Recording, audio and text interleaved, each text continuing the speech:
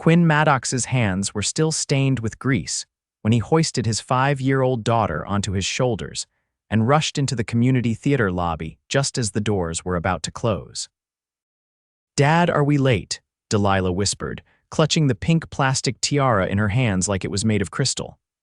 "Not if we move fast," Quinn said, breathless, weaving through the crowd to find their seats in the back row. He hadn't planned on attending the open mic night, but Delilah had begged him.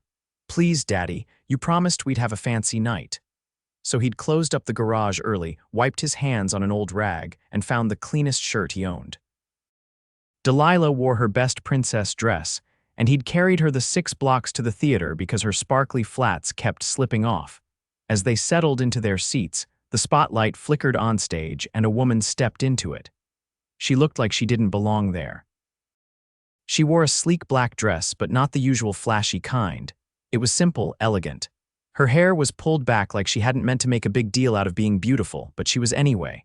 She gripped the mic stand like it might run away from her. The crowd was silent. She opened her mouth, but nothing came out. Her hands trembled. From the back, someone chuckled. Another coughed. Quinn could feel her panic from where he sat. His daughter leaned forward. "She looks scared," Delilah whispered. Quinn stood. Before he even realized it, he was walking down the aisle. "Daddy," Delilah called behind him, but he kept walking. The woman's eyes darted toward him as he climbed the stairs. Her chest rose and fell quickly. She looked like she might bolt. He reached her and leaned close enough that only she could hear. "Hey, it's just a room full of people. None of them matter, just me and you." Her eyes locked on his, blue, unbelievably blue.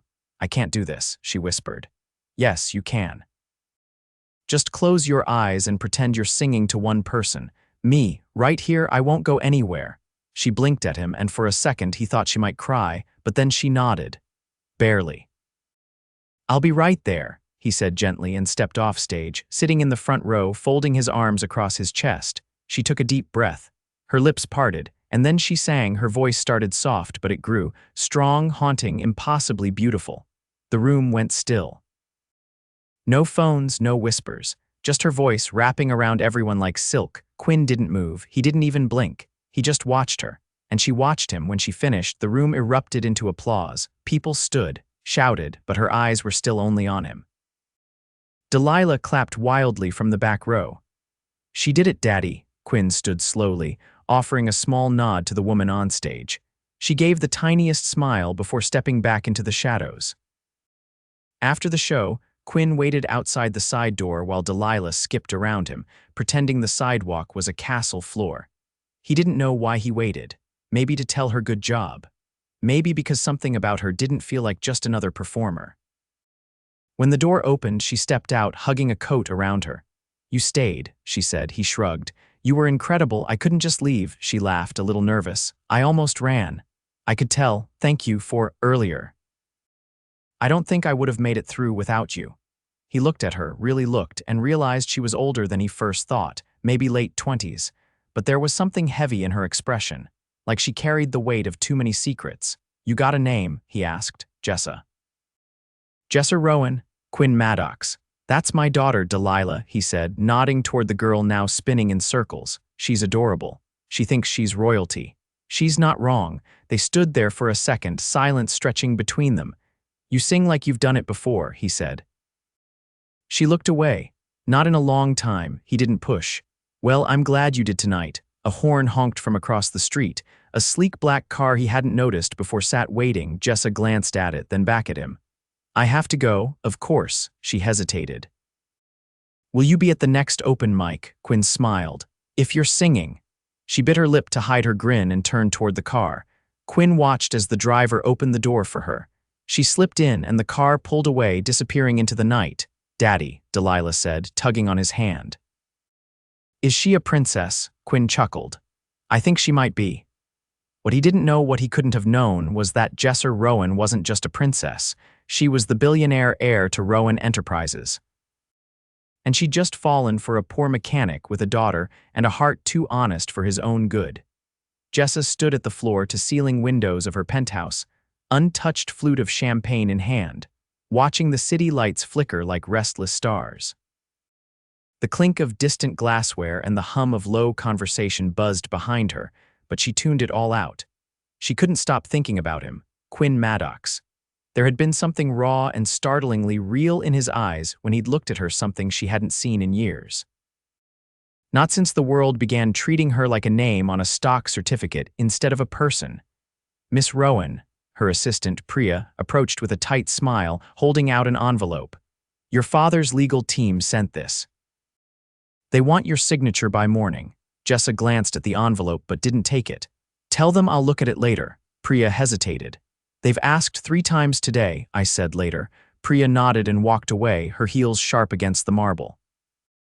Jessa remained at the window, but her mind was on a garage with peeling paint, a little girl in sparkly shoes, and the man who hadn't flinched when she froze under the spotlight.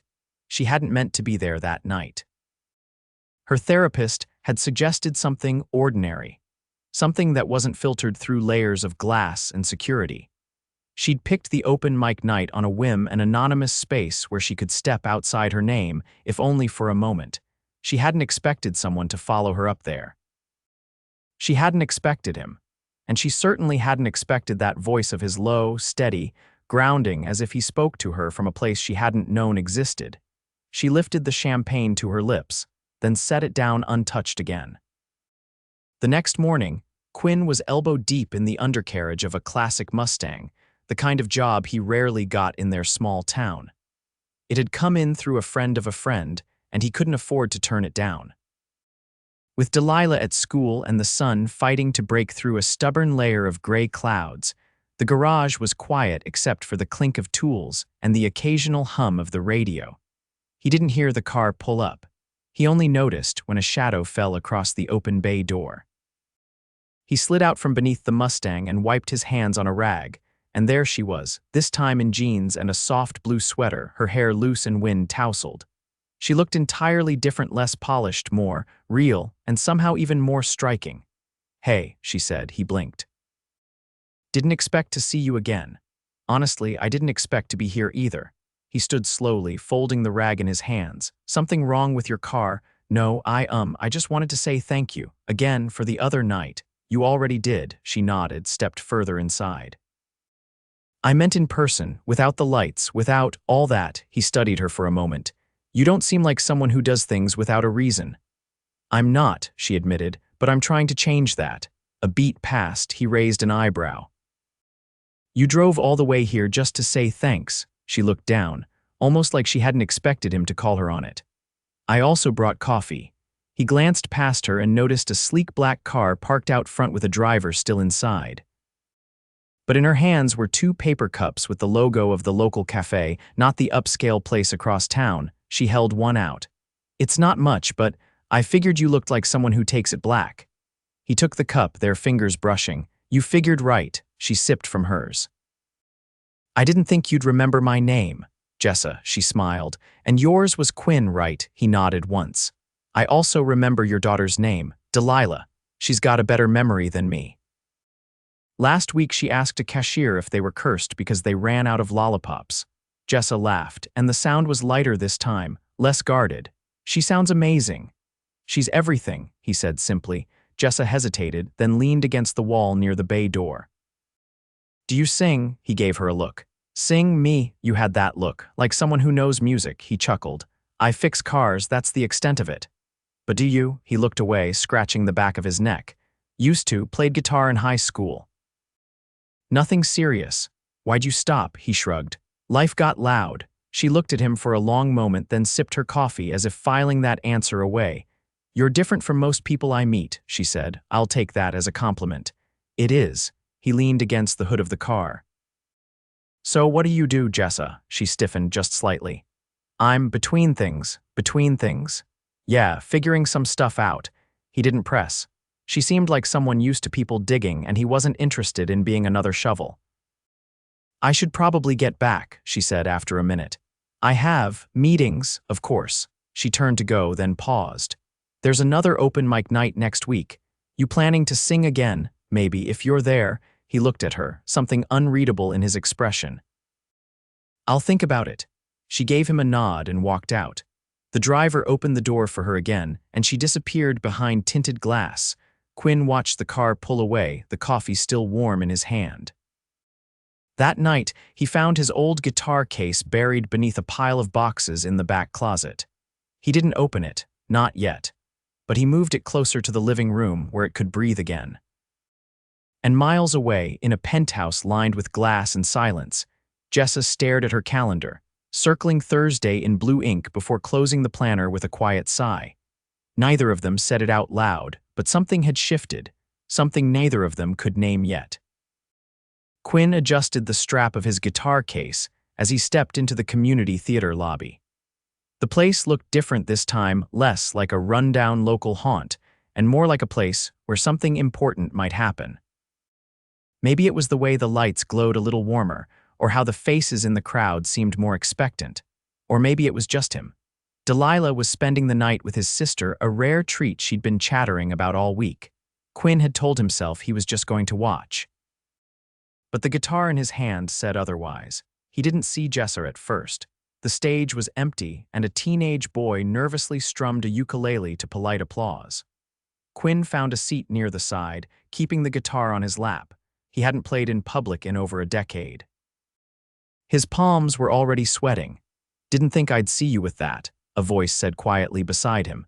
He turned, and there she was, Jessa, wearing a navy peacoat and a loosely wrapped scarf, her hair wind tangled like she'd walked here. She sat beside him without waiting for an invitation. "I wasn't going to," he said, "but it felt wrong not to bring it. I'm glad you did," he glanced at her. "You singing tonight? I wasn't sure. I brought a backup plan." She pulled a folded piece of paper from her pocket and held it up. "Poem. Just in case. Poems don't come with backup strings, true, but they don't go out of tune either." He chuckled under his breath, then looked at the stage. The MC was calling the next name. Jessa shifted in her seat. "I've never heard you play." "Maybe you won't," he said, only half joking. She leaned forward, elbows on knees. "You afraid? Terrified. Good," he turned to her. "That's your pep talk, it means it matters." Before he could reply, the MC called Quinn Maddox. He froze. He hadn't even signed up. Someone must have written his name down. Jessa nudged his arm. "You going to make me read a poem just to fill the silence?" He stood slowly, heart hammering. The guitar felt heavier than it had in years. When he stepped onto the stage, the lights blinded him for a moment. The mic was too high. He adjusted it, cleared his throat, then sat on the lone stool. "I haven't done this in a long time," he said into the mic, voice rough. "So if I screw up, just pretend I didn't." A few people laughed. He strummed once, then again, letting the chords settle. Then he began. It was a song he'd written years ago, before Delilah was born, back when dreaming didn't feel like a luxury. The melody came easy, the words even easier. He didn't look at the audience. He didn't have to. He already knew who he was singing to. When he finished, the room was quiet for a breath. Then applause rose, warm, genuine, but Quinn barely heard it. His eyes found Jessa's in the crowd. She looked stunned, not in awe, but like someone hearing a language they hadn't expected to understand. He stepped down from the stage without bowing, returning to his seat. "That was not terrible," she said, her voice quieter than before. He gave her a crooked grin. "Thanks, you going up?" She didn't answer right away, then she stood. "I think I have to." He watched her walk toward the stage, hands tight on the folded paper. Her voice, when she began, was soft but steady. The poem wasn't fancy. It was about a girl watching the world from behind a wall of glass, afraid to open a door that had been locked too long. By the time she finished, Quinn's knuckles were white around his guitar case. They didn't speak until they were outside, the cold air brushing between them. Jessa turned to him. "I didn't plan to read that one. I didn't plan to play." They stood in silence, the street around them mostly empty. "I'm supposed to go back to New York in 2 days," she said suddenly. He looked at her, surprised. For long, indefinitely, Quinn shifted his weight. "That's where you live," she hesitated. "That's where everything is, my family, my job, expectations." "But not you," she looked up at him. "That's the problem," he exhaled slowly. "Why tell me?" "Because you're the first person I've met in a long time who doesn't want anything from me." "You sure about that?" Her brows pulled together. "What do you mean?" He stepped closer. "You think I watched you sing, helped you that night, sat through that poem, and didn't want anything?" She drew in a shaky breath. "What do you want?" He reached up, brushing a strand of hair from her face with a rough thumb. I want you not to leave. I don't know if I can stay. I know. She leaned into his hand just slightly. There are things I haven't told you, I figured. I'm not who you think I am. I know that too. She looked at him, searching for a reaction, but all she saw was understanding. He let his hand drop. Come back tomorrow, bring another poem or a song. Or just you. What if I don't? Then I'll still be here, fixing cars, raising my girl, wondering if you ever figured it out. Jessa stepped back, her breath visible in the cold. I'll think about it, he nodded once. That's all I ask. She turned, walking toward the waiting car at the curb. This time, she didn't look back. Inside the garage that night, Quinn placed the guitar back in its case. He didn't close it, didn't cover it with dust again.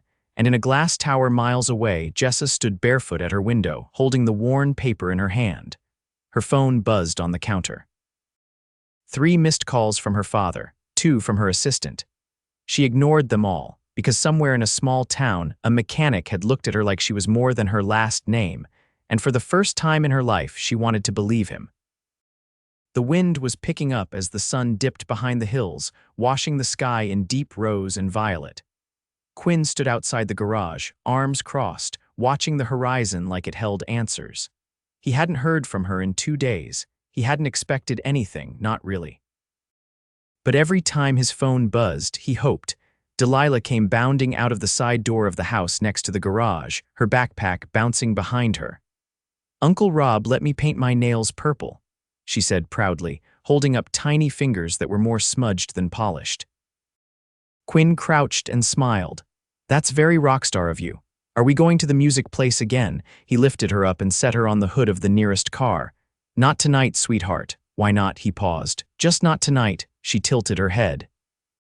Is the pretty singing lady gonna be there? I don't know. Delilah looked disappointed for only a second. She's probably busy being mysterious. Quinn chuckled under his breath. Yeah. Probably. He let her sit while he packed up the last of the tools, trying not to look at the road every few minutes like he was waiting for something or someone. Later that evening, after he'd tucked Delilah in and was halfway through a leftover sandwich, the knock came, not the light kind. Solid, intentionally heard, he opened the door and froze. Jessa stood there, her hair damp from the rain that had just started falling. She wore a dark gray coat, open at the collar, and held something in her hands that looked like a manila folder. I was halfway to the airport, she said. He didn't speak, he didn't move, not until she added, I couldn't do it. He stepped back to let her in. She walked past him slowly, as if she wasn't entirely sure she was allowed to be there. She looked around at the small living room, the mismatched furniture, the toy giraffe on the couch, and then back at him. I told my driver to go home, she said. I don't think he believed me. I wouldn't have, Quinn said quietly, closing the door. She looked down at the folder in her hands. This has everything, articles, company bios, my family's net worth, a Forbes profile that makes me want to throw up, all of it. He stayed silent. I figured if I gave it to you, then you'd at least get to decide if I was worth the trouble. Quinn didn't take the folder. I don't need to read that. Jessa's brows pulled together. Why not? Because I already decided, she blinked. You don't even know what's in it. I don't care. She sat heavily on the arm of the couch, her fingers tightening on the folder. Everyone cares. My whole life has been shaped by people finding out and suddenly changing how they treat me. Either they want something, or they walk away because it's too much. I fix engines for a living, Jessa. I raise a kid on my own. You think I scare easy? She looked at him like he'd just spoken a different language. I wasn't sure. You're the first person who didn't try to impress me. That's because I wasn't trying. Jessa stood and crossed the room, stopping a few feet away. I don't want to go back, not like this. Not to boardrooms and people who smile with their teeth. Then don't, she shook her head. It's not that simple. Yes, it is, she laughed quietly, almost bitterly. You think I can just walk away from all of it? The company, the press, my father's entire empire. I think you already did. You just haven't admitted it yet. Her throat tightened. I'm scared. So was I. When I found out I was going to be a dad, when I opened this garage with nothing but a busted wrench and a half-paid rent slip. But I did it anyway. She looked at him, her voice barely above a whisper. What if I don't know how to be normal? Quinn stepped closer. Then we figure it out together. Jessa's eyes filled, but she didn't cry. She just nodded once, like something in her finally settled. Delilah's asleep, he said. But if you want to meet her properly, like, with cereal and cartoons in the background, you can come by tomorrow. Do I bring anything? Just you, she smiled, soft and real. Okay. He reached out and took the folder gently from her hands, walked over to the kitchen counter and set it down without opening it. You're staying then, he asked. For now. That's all I need. The next morning, Delilah opened the door herself before Quinn could stop her. She blinked up at Jessa, who was standing there with a small box wrapped in paper covered in cartoon puppies. I brought you something, Jessa said, crouching down. Delilah took it carefully and opened it with eager fingers. Inside was a tiny silver music box shaped like a crescent moon. When she wound it, a lullaby floated out soft and sweet. Does it play princess music? She asked with wide eyes. Only for real ones, Jessa said, brushing a piece of hair from Delilah's cheek. Quinn watched from the doorway, arms crossed, doing his best to stay composed. Later, over pancakes, Delilah asked if Jessa could come every Saturday. Jessa said she'd try. By the following Saturday, she didn't just come, she brought her suitcase. And by the end of that month, the folder on Quinn's counter was still sealed, untouched. Not because he didn't care, but because everything he needed to know about Jessa Rowan was already standing in front of him every morning, barefoot in his kitchen, dancing with a little girl and laughing like someone who'd finally figured out what her heart applauded most. Not the stage. Not the headlines, but love. And the man who saw her before the world did. The air buzzed with the scent of fresh paint, lemon oil, and something sweet baking in the oven. Jessa stood barefoot in the middle of the newly refinished living room, holding a hammer in one hand and a level in the other.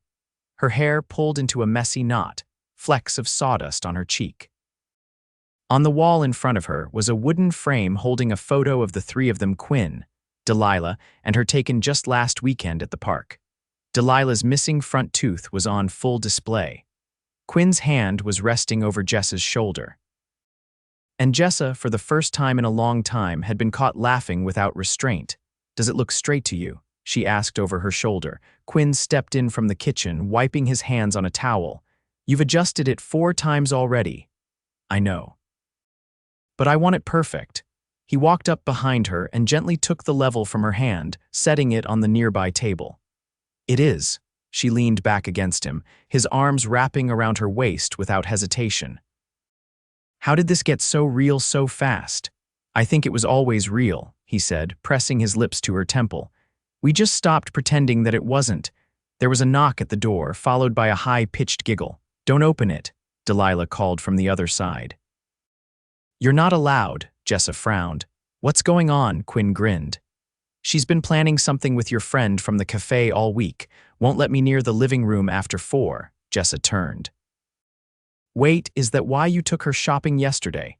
She insisted you needed a special dress for a magic moment. Her words, not mine. Jessa narrowed her eyes. You're hiding something. I'm not, he said, holding up his hands. But I wouldn't ruin it if I were you.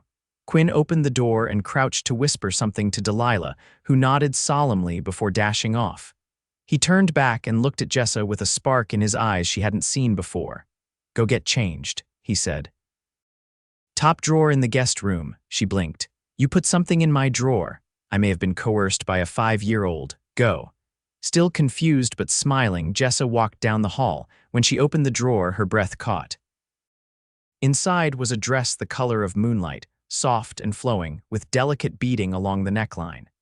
Next to it sat a handwritten note in loopy, uneven letters, for when you feel like a queen, even if you already are one. Jessa pressed the note to her chest and closed her eyes. By the time she stepped back into the living room, the lights had been dimmed, and tea candles flickered on every surface. Soft instrumental music played from an old speaker in the corner. The couch had been pushed aside, and the coffee table was covered with flowers, some from the garden, others clearly handpicked from nearby lots, and a few slightly wilted ones that must have come from Delilah's secret stash. Quinn stood in the center, holding Delilah's hand. He wore a pressed shirt she hadn't seen before, sleeves rolled to his elbows, collar open. Delilah wore a tiara when Jessa entered. Quinn looked up, saw her, and froze. "You're beautiful," he said simply. Delilah tugged his arm.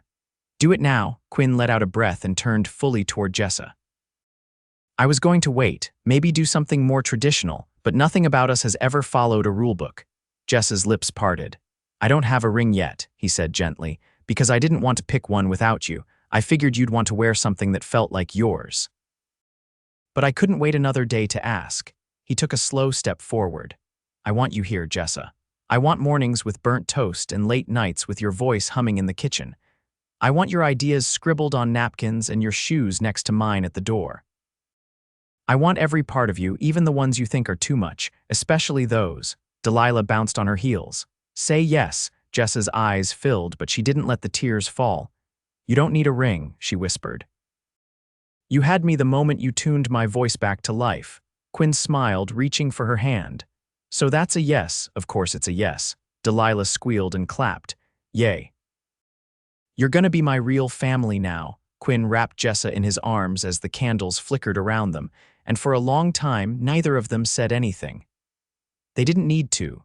The wedding took place that spring in the backyard behind the garage. It wasn't extravagant, but it was perfect. Quinn built the arch himself, and Delilah covered it in wildflowers. Jessa wore a dress she'd found in a tiny boutique one town over, simple, elegant, and nothing like what magazines would have expected from her. There was no press, no cameras. Just the sound of laughter, music, and the chime of wind through the trees. After the vows, Quinn took Jessa's hand and led her through the crowd of friends, neighbors, and customers turned family, toward a surprise he hadn't let anyone else see. Behind the old garage, a new structure had been built, a small recording studio, soundproofed and outfitted with vintage equipment. The sign above the door read, "Rowan and Strings." Jessa stared. "You built this." "I figured if you're going to sing again, it should be somewhere that belongs to you. And if I'm going to play again, I want it to be with you." She kissed him full on the mouth, long and deep, as the crowd cheered behind them. They made music together, real, soul-splitting music. Sometimes just the two of them. Sometimes with Delilah sitting on a stool, tapping a tambourine. And when an independent label discovered one of their tracks online and asked for more, Jessa politely declined. Because she already had everything she needed: a home where nothing was borrowed, a family that wasn't bought, and a love that saw her before the world ever did. And every night, after stories and lullabies and dishes and laughter, she curled against the man who had never once asked her to be anything but herself, and that was more than enough. Forever.